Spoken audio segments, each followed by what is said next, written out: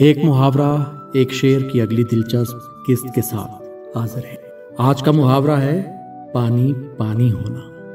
جی ہاں، پانی پانی ہونا، یعنی ایسی شرمندگی، ایسی ندامت کہ آدمی چاہے زمین کھل جائے اور وہ خود اس میں غرق ہو جائے۔ چہرہ لال، کان گرم اور نظریں زمین میں گڑی ہوئی۔ چلیں ایک چھوٹی سی مثال دیکھتے ہیں۔ سلمیٰ ہمیشہ اپنے شوہر حمید پر شک کرتی رہتی تھی۔ حمید دفتر کے ای میل دیکھے یا فون چیک کرے، سلمیٰ فوراً سوچتی، ارے کوئی خیالی حسینہ ضرور جہاں چھپی ہے۔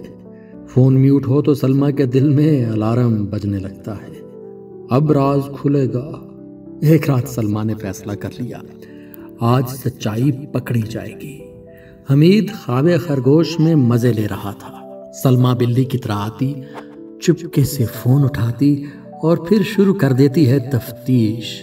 ہر چیٹ، ہر نوٹیفیکیشن، ہر سوشل میڈیا اکاؤنٹ، مگر کچھ نہ ملا۔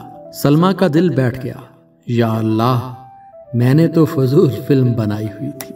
اتنے میں حمید جاگ گیا۔ ارے سلمیٰ، کیا ڈھونڈ رہی ہو؟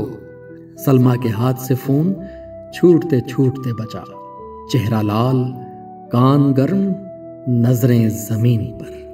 وہ تو واقعی پانی پانی ہو گئی۔ ہچکچاتے ہوئے بولی، اوہ وہ تو میں بس الارم لگانے آئی تھی۔ حمید ہنس کر بولا، بیگم فون تو میرا ہے، مگر یہ پانی پانی ہونے کا پیکج پورا تمہاری قسمت میں ہے۔ سلمیٰ کی شرمندگی ایسے ٹپک رہی تھی جیسے واقعی پانی میں بہہ رہی ہو۔ اب ذرا آج کے شعر کی طرف چلتے ہیں۔ مرزا اسد اللہ خان غالب پانی پانی ہونے کا کیا بر وقت استعمال کرتے نظر آتے ہیں۔ یہ بھی ناچار جی کا کھونا ہے، شرم سے پانی پانی ہونا ہے۔ غالب بتاتے ہیں کہ عشق میں انسان کبھی دل ہارتا ہے اور کبھی خودداری، اور عاشق کے پاس آخر میں اکثر بچتی ہے صرف ندامت، یعنی محبت میں نفع کم، شرمندگی زیادہ۔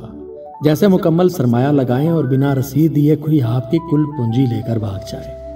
تو ناظرین، آج آپ نے سیکھا پانی پانی ہونا صرف شرمندگی نہیں، بلکہ وہ کیفیت ہے جب انسان اپنی غلط فہمیوں اور شک کے کارخانے کا بوجھ خود ہی اپنے سر ڈھوتا ہے۔ اگلی ویڈیو میں ہم ایک نئے محاورے اور نئے شعر کے ساتھ حاضر ہوں گے۔ تب تک محاوروں کو سمجھیں، شعر سے لطف اٹھائیں اور زبان سے محبت نبھائیں۔